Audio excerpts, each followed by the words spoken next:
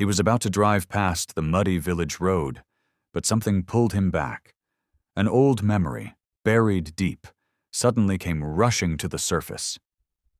Ayaan Kapoor, a powerful real estate tycoon, had just returned from signing a multi-million-dollar deal. Dressed in a crisp suit, he leaned back in his luxury car, windows rolled up to keep the dust out. His assistant sat beside him, scrolling through emails. But as the car slowed near a broken signboard pointing toward a small village, Ayaan's eyes fixed on something. No, someone, outside. She was older now, her back bent slightly with age, wearing a faded sari.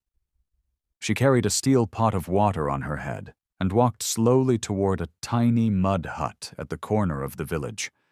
Her face was thinner, her hair streaked with gray, but her eyes, they were unmistakable. "Stop the car," Ayaan said suddenly. His assistant frowned. "Sir, this place isn't safe." "I said stop the car." He stepped out, shoes sinking slightly into the damp earth, and walked toward the hut. The woman was just about to enter when he called out, "Shanta?" She froze. Slowly, she turned. Her eyes widened as they met his. "Chotu?" she whispered, covering her mouth. He hadn't heard that name in years, not since he was a lonely 7-year-old in a cold marble mansion, cared for only by the warm hands of one kind soul, his maid, Shanta. Tears filled her eyes as he stepped closer. "It's me," he said, voice shaking. "I never forgot you." Shanta dropped the pot from her head, water spilling across the dry earth. But she didn't care. Her hands trembled as she reached for Ayaan's face, gently touching his cheek like she used to when he was a boy. Her voice cracked. "Look at you. You've become a big man." Ayaan swallowed hard, emotions choking him. "And you're still the same. You still remember me?" Shanta smiled faintly. "How could I forget my little Chotu? You cried every night for your mother, and I was the only one who could calm you down." Ayaan looked around. Her home was no more than a hut made of tin sheets and worn cloth. The roof leaked in one corner. There was barely enough room to stand straight.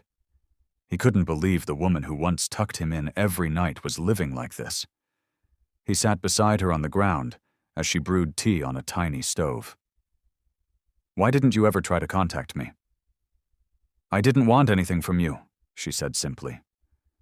"I knew you were busy, living a big life. I was happy just knowing you made it." Ayaan looked at the calluses on her hands, the lines etched deep into her face. "You gave me everything, and I gave you nothing?" Shanta shook her head. "You gave me joy. You used to wait at the gate every evening just to see me." Ayaan laughed softly. "I used to fight with the other staff because I thought you were my real mother." They both laughed, but there was pain under the smiles. Ayaan's heart was heavy. He had all the riches in the world, but had forgotten the only person who made him feel loved as a child. He looked at her again, this time not with guilt, but with purpose. He wasn't leaving her here, not anymore. That evening, Ayaan made a few quiet calls. The next morning, a black SUV pulled up near Shanta's hut. Workers stepped out and began surveying the land. Confused, Shanta asked Ayaan, "What are they doing?" He gently held her hand. "They're here to build you a real house, one with strong walls, a proper kitchen, and a roof that doesn't leak." Shanta shook her head, overwhelmed. No, Ayaan, I never asked." "You didn't have to," he interrupted. "You gave me love when I had no one. You fed me, protected me, held me through my nightmares. Let me give you the life you deserve." Tears welled in her eyes. "But I'm just a maid. Why would you?" "You're not just a maid. You're the only person who ever made me feel like I mattered." In the weeks that followed, the village buzzed with activity. A beautiful house stood where her hut once did. But Ayaan didn't stop there. He installed a clean water system for the village, funded the local school, and started a medical clinic in Shanta's name. Shanta was now called Ma by children she didn't even know. Her little home became a place of hope. And every evening, Ayaan would sit with her on the porch, sipping tea, the same way they used to in the old days. He had searched the world for comfort, success, and family. But in the end, he found it right where his childhood began, in the warmth of the woman who once rocked him to sleep with lullabies hummed under the moonlight. One afternoon, a group of reporters showed up at the village. Word had spread about the billionaire who built an entire infrastructure in a forgotten town. Not for fame, but for an old maid he called Ma. Ayaan stood beside Shanta as flashing cameras tried to capture the moment.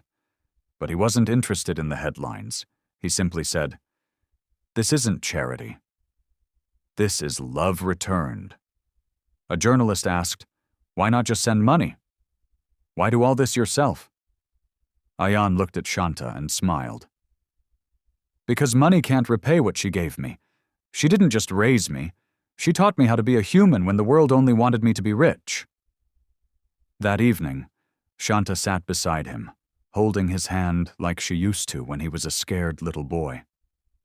"You've made me proud, Beta," she whispered. He looked at her with misty eyes. "I just wanted you to never feel alone again." And she didn't. Years later, even after Ayaan passed away, the school and clinic kept running, supported by a foundation he had set up in her name.